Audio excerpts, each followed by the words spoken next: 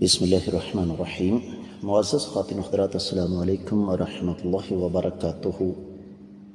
अल्लाह ताला के नूर से क्या मुराद है, ये हमारे आज के कुरान मजीद के सबक का मौदू है। आइए मामूल के मुताबिक सबसे पहले आयत मुबारका की तिलावत करते हैं। अऊज़ु बिल्लाहिस समीइल अलीम मिनश शैतानिर रजीम।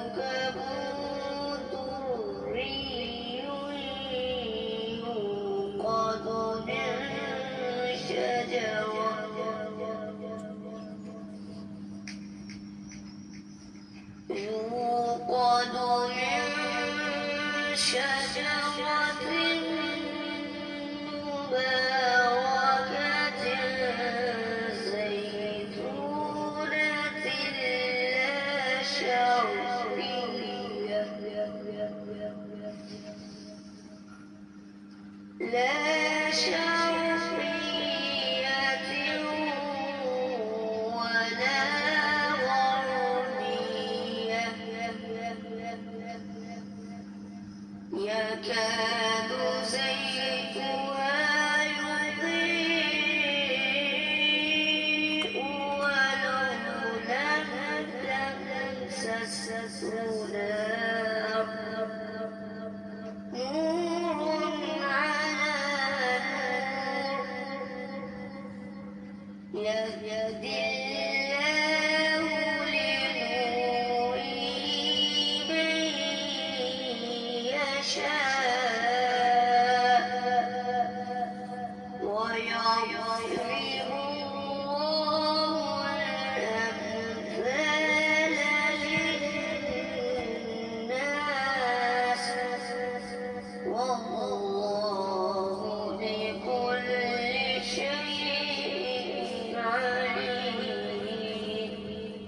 معزز خواتین حضرات، رب کائنات کی پاکیزہ کتاب قرآن مجید 18واں پارہ سورۃ النور 35ویں آیت مبارکہ۔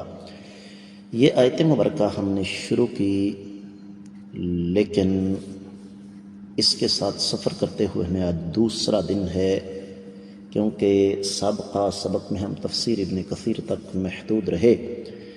معمول کے مطابق سب سے پہلے اس کا بامحاورہ ترجمہ۔ رب کائنات فرماتے ہیں کہ اللہ تعالیٰ زمین و آسمان کا نور ہے، اور اللہ کے نور کی مثال ایک طاق کی ہے جس میں جس پر چراغ ہو، اور چراغ شیشے کی طرح قندیل میں ہو، اور شیشہ چمکتے ہوئے روشن ستارے کی طرح ہو۔ وہ چراغ ایک بابرکت درخت زیتون کے تیل سے جلایا جاتا ہو، اور وہ درخت نہ مشرقی ہے نہ مغربی، خود وہ تیل قریب ہے کہ خود ہی روشنی دینے لگے، اگرچہ اسے آگ نہ بھی چھوئے۔ نور پر نور ہے، اللہ تعالیٰ جسے چاہتے ہیں اس کی اپنے نور کی طرف رہنمائی فرماتے ہیں، اور لوگوں کو سمجھانے کے لیے اللہ تعالیٰ یہ مثالیں بیان فرما رہے ہیں، اور اللہ تعالیٰ ہر چیز سے بخوبی آگاہ ہیں۔ معزز خواتین و حضرات، جیسے میں نے عرض کیا کہ سابقہ سبق میں ہم تفسیر ابن کثیر تک محدود رہے تھے، اب ہم دیگر کتب تفاسیر کی طرف بڑھتے ہیں۔ سب سے پہلے تو ایک مناسبت ہے، بلکہ ایک نہیں ایک سے زیادہ مناسبتیں ہیں۔ امام شوکانی نے فتح القدیر میں یہ لکھا ہے کہ رب کائنات نے احکامات بیان کیے، احکامات کے فوراً بعد اپنی ذات بابرکات کو ہمارے سامنے رکھا کہ رب کائنات کا ہر کام کمال درجے کا ہے، اور پھر ساتھ یہ بھی سمجھا دیا کہ جب اللہ تعالیٰ بذات خود کامل، مکمل اور اکمل ہیں تو اللہ تعالیٰ کا کوئی کام بھی ناقص نہیں ہے۔ امام بقائی نے نظم الدرر میں لکھا۔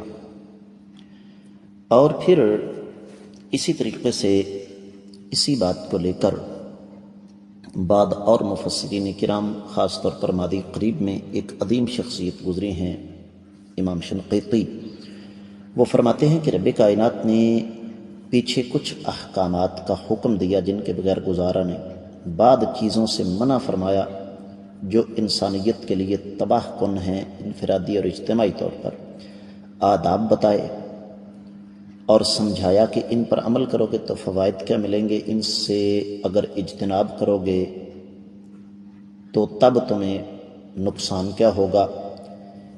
تو ساتھ یہ بھی سمجھا دیا کہ اصل چیز یہ ہے کہ جب تم ان چیزوں پر عمل کرو گے تو تمہارے دل روشن ہو جائیں گے۔ تمہارے اور دوسروں کے دلوں میں ایک فرق ہے، گمراہ اور حق پر رہنے والا انسان برابر نہیں ہو سکتا، اللہ تعالیٰ کے دین پر چلنے والا اور اللہ تعالیٰ کے احکامات کی مخالفت کرنے والا انسان برابر نہیں ہو سکتا۔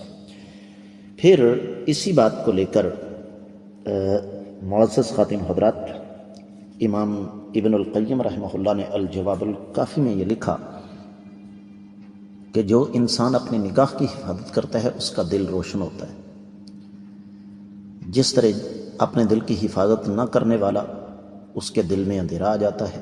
تو رب کائنات نے نور کا تذکرہ اس مناسبت سے بھی کیا۔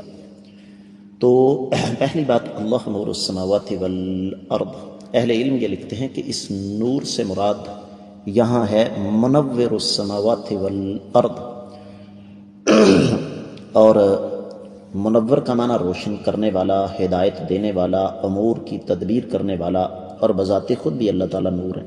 یعنی اس سے دو چیزیں مراد ہو گئیں، ایک تو اللہ بذات خود نور ہے، جس طرح کی حدیث میں آتا ہے، آقا علیہ الصلوۃ والسلام سے جب سوال کیا گیا کہ کیا آپ نے اللہ کو دیکھا ہے، فرمایا نور انا اراہ، اللہ تعالیٰ نور میں اللہ کو کیسے دیکھ سکتا ہوں؟ دوسرا معنی یہ ہے کہ اللہ تعالیٰ ہر چیز کو منور کرنے والے ہیں اور منور ہدایت سے. اور یہ موقف کن کن ائمہ کا ہے سن لیجئے. امام ابن جریر، امام زجاج، امام بغوی، امام ابن تیمیہ، امام ابن القیم، اور پھر ماضی قریب کی 3 عظیم ہستیاں امام سعدی، امام شنقیطی، امام ابن عثیمین، اور پھر ان کے ساتھ ساتھ بڑی لمبی چوڑی تفصیلات موجود ہیں. خاص طور پر امام ابن القیم رحمہ اللہ نے اجتماع جیوش الاسلامیہ میں اس پر بڑی تفصیل کے ساتھ روشنی ڈالی ہے. امام ابن تیمیہ رحمۃ اللہ علیہ نے فتاویٰ میں بڑی تفصیل کے ساتھ ہمارے سامنے کئی اہم نکات رکھے ہیں.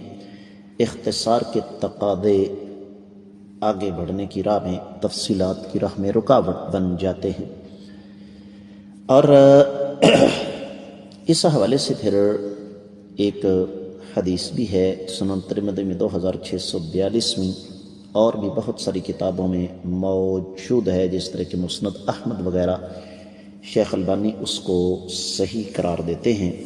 نبی علیہ الصلوۃ والسلام نے فرمایا کہ اللہ تعالیٰ نے مخلوق کو پیدا کیا اندھیرے میں اور پھر ان پر اپنی روشنی ڈالی، تو جس کو وہ روشنی مل گئی وہ ہدایت پا گیا، اور جو خطا کھا گیا وہ گمراہ ہو گیا. اب اگلی بات یہ ہے کہ مثل نورہ کمشکات فیہا مصباح، ایک طاق ہے جس پر ایک چراغ رکھا ہوا ہے. اہل علم یہ لکھتے ہیں کہ رب کائنات نے یہاں بڑی بلیغ قسم کی مثال دی ہے، اور یہ مثال اس لیے دی کہ یہ مثال ہے مومن کے دل کی. مومن کا دل ایک اوطاق کی طرح ہے، یا ایک سمجھ لیجئے کہ جس طرح ایک خانہ پرانے گھروں میں دیے وغیرہ رکھنے کے لیے ہوتا تھا.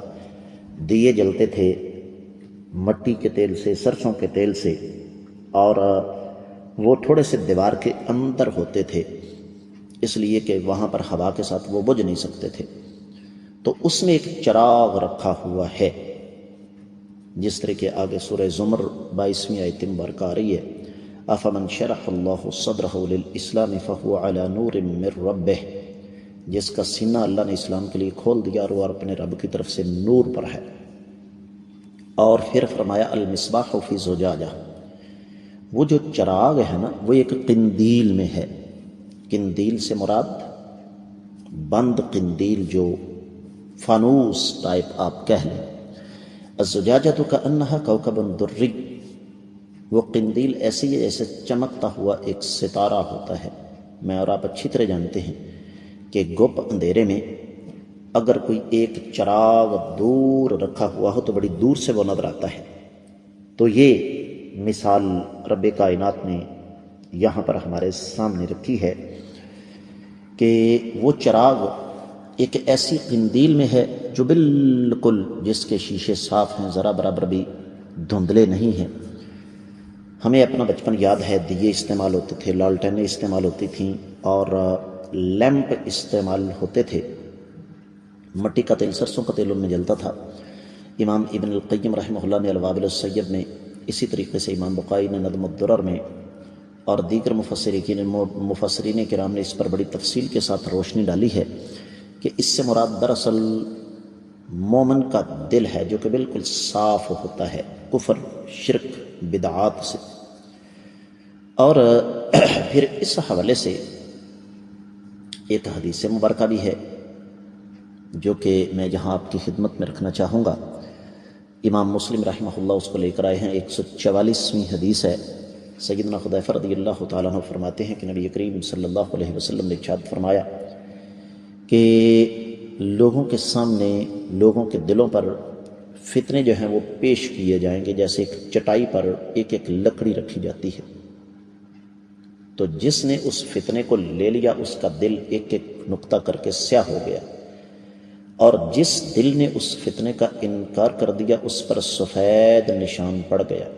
یہاں تک کہ دل 2 قسم کے ہو جائیں گے، ایک سفید صاف ستھرا، اور اس پر فتنے اثر انداز نہیں ہو سکیں گے، اور دوسرا سیاہ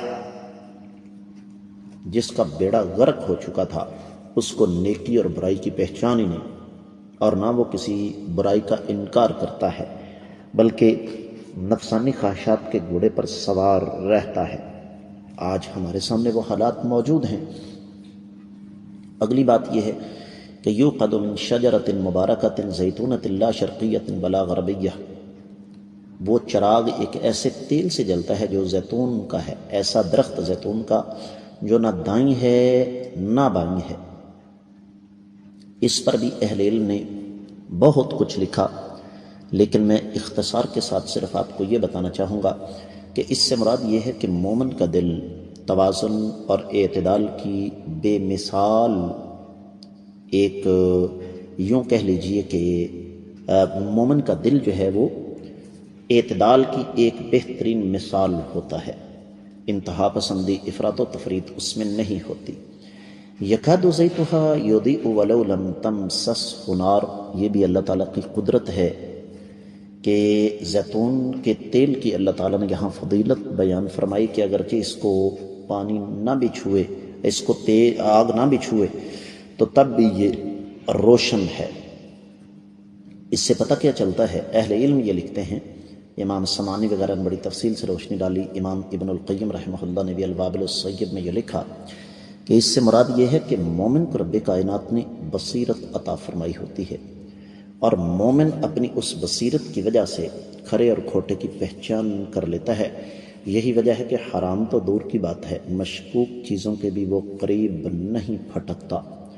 تو فرمایا نور علی نور، یہ نور پر نور ہے۔ کیا معنی؟ بڑا قیمتی جملہ ہے یہاں، یکاد یعرف الحق بفطرتہ وعقلہ، مومن جو ہے وہ اپنی فطرت اور اپنی عقل سے حق کو پہچان لیتا ہے، یعنی اس کا دل تو پہلے ہی فطرت پر ہوتا ہے۔ جس طرح کہ آقا علیہ السلام کی بعثت کے وقت بہت سارے لوگ فطرت پر تھے، بتوں کی پوجا نہیں کرتے تھے، تو جب وحی آتی ہے تو یہ دوسرا نور اس کے سامنے آ جاتا ہے جس کو نور ایمان کہا جاتا ہے۔ تو اگلی بات یہ ہے کہ یہدی اللہ لنورہ من یشاء، رب کائنات جسے چاہتے ہیں اپنی روشنی سے ہدایت عطا فرما دیتے ہیں۔ اس کا معنی یہ ہے کہ ایک انسان جب بذات خود حق کی طرف مائل ہوتا ہے تو رب کائنات پھر مزید اس کی رہنمائی فرماتے ہیں۔ اس حوالے سے پھر اہل علم کچھ آیات مبارکات لے کر آئے۔ سورۃ الحج کی 16ویں آیت مبارکہ گزری ہے، وَكَذَلِكَ أَنزَلْنَاهُ آيَاتٍ بَيِّنَاتٍ وَأَنَّ اللَّهَ يَهْدِي مَن يُرِيدُ۔ سورۃ المائدہ کی 15ویں 16ویں آیت مبارکہ گزری ہے، قَدْ جَاءَكُم مِّنَ اللَّهِ نُورٌ وَكِتَابٌ مُّبِينٌ يَهْدِي بِهِ اللَّهُ مَنِ اتَّبَعَ رِضْوَانَهُ سُبُلَ السَّلَامِ وَيُخْرِجُهُم مِّنَ الظُّلُمَاتِ إِلَى النُّورِ بِإِذْنِهِ وَيَهْدِيهِمْ إِلَىٰ صِرَاطٍ مُّسْتَقِيمٍ۔ اور اسی سورہ مبارکہ کی 46ویں آیت مبارکہ آ رہی ہے، لَقَدْ أَنزَلْنَا آيَاتٍ مُبَيِّنَاتٍ وَاللَّهُ يَهْدِي مَن يَشَاءُ إِلَىٰ صِرَاطٍ مُّسْتَقِيمٍ۔ پھر سورہ شورى 25ویں پارے میں آگے آ رہی ہے، وَكَذَلِكَ أَوْحَيْنَا إِلَيْكَ رُوحًا مِّنْ أَمْرِنَا مَا كُنتَ تَدْرِي مَا الْكِتَابُ وَلَا الْإِيمَانُ وَلَكِنْ جَعَلْنَاهُ نُورًا نَهْدِي بِهِ مَن نَّشَاءُ مِنْ عِبَادِنَا وَإِنَّكَ لَتَهْدِي إِلَىٰ صِرَاطٍ مُّسْتَقِيمٍ۔ اب ان تمام تر آیات مبارکات کا خلاصہ یہ ہے کہ انسان کو ہر وقت اپنے اللہ سے یہ دعا مانگنی چاہیے کہ رب کائنات اسے ہدایت عطا فرمائے۔ پھر فرمایا وَيَضْرِبُ اللَّهُ الْأَمْثَالَ لِلنَّاسِ، اللہ تعالیٰ لوگوں کے لیے مثالیں بیان کرتے ہیں، کس لیے؟ تاکہ ان کے معنی سمجھ سکیں، ان کی مراد کو سمجھ سکیں۔ جس طرح کہ قرآن ایک ایمان والے شخص کے دل پر اثر انداز ہوتا ہے۔ معزز خواتین و حضرات، اسی مناسبت سے پھر اہل علم سورۃ العنکبوت کی 43ویں آیت مبارکہ ہمارے سامنے رکھ رہے ہیں، وَتِلْكَ الْأَمْثَالُ نَضْرِبُهَا لِلنَّاسِ وَمَا يَعْقِلُهَا إِلَّا الْعَالِمُونَ۔ اور سورۃ الحشر کی 21ویں آیت مبارکہ ہے، وَتِلْكَ الْأَمْثَالُ نَضْرِبُهَا لِلنَّاسِ لَعَلَّهُمْ يَتَفَكَّرُونَ۔ دونوں کا مفہوم ایک ہی ہے کہ ہم یہ مثالیں لوگوں کے سامنے رکھتے ہیں تاکہ وہ غور و فکر کریں اور اپنی عقل کو جھنجھوڑیں۔ اب اگلی بات جو ہے، واللہ بکل شیء علیم، اللہ تعالی ہر چیز کا علم رکھنے والے ہیں، یہ بھی بڑی ایک دلچسپ بات ہے۔ یہاں پر اہل علم کی ایک طویل فہرست ہے میرے سامنے، کیونکہ آپ کے علم میں یہ بات ہونی چاہیے کہ میں یہ جو کچھ آپ کی خدمت میں رکھتا ہوں اس میں میری اپنی رائے تو ہوتی کوئی نہیں، کہ اللہ مالک العلام رب ذوالجلال والاکرام کا علم ہر چیز پر محیط ہے، کوئی چیز اللہ سے چھپی ہوئی نہیں ہے۔ اللہ تعالیٰ کو اس بات کا بخوبی علم ہے کہ کون خوش نصیب حق کو اختیار کرنا چاہتا ہے اور کون بد نصیب گمراہی پر مصر رہنا چاہتا ہے۔ تو یہ اللہ تعالیٰ کا علم ہے جس کی بنا پر رب کائنات لوگوں کے لیے اس قسم کی مثالیں بیان کرتے ہیں تاکہ وہ اپنے آپ کو ٹٹولیں کہ ہم کس مقام پر کھڑے ہیں، کیونکہ رب کائنات کی جنت، اللہ تعالیٰ کا راستہ، رب کائنات کی نعمتیں اتنی سستی نہیں ہیں۔ اللہ تعالیٰ کسی کے محتاج نہیں، بلکہ ساری کی ساری انسانیت اللہ تعالیٰ کی محتاج ہے۔ تو اس لیے فرمایا کہ تمہیں ہر وقت اللہ مالک العلام رب ذوالجلال والاکرام کی نعمتوں پر غور و فکر کرنا چاہیے، نہ کہ اعتراض کرنا چاہیے۔ ہوتا اس کے برعکس ہے، ہماری اکثریت آج دین جیسی نعمت پر اللہ تعالیٰ کا شکر ادا کرنے کے بجائے اس پر اعتراض اٹھاتی ہے، اور یہ بھی ہمارے زوال کی ایک بہت بڑی وجہ ہے معزز خواتین و حضرات۔ اور ہم اس بات کو بھول جاتے ہیں کہ رب کائنات جو کچھ جانتے ہیں وہ ہم نہیں جانتے۔ بالکل معذرت نہیں کروں گا، سبق تھوڑا سا طویل ہو گیا، لیکن ابھی اس آیت مبارکہ کے ساتھ مزید ہمارا سفر کل بھی جاری رہے گا۔ بڑی عظیم آیت مبارکہ ہے، اس کے مضامین پر توجہ دینے کی ضرورت ہے۔ آج کے سبق سے اجازت چاہوں گا۔ السلام علیکم ورحمۃ اللہ۔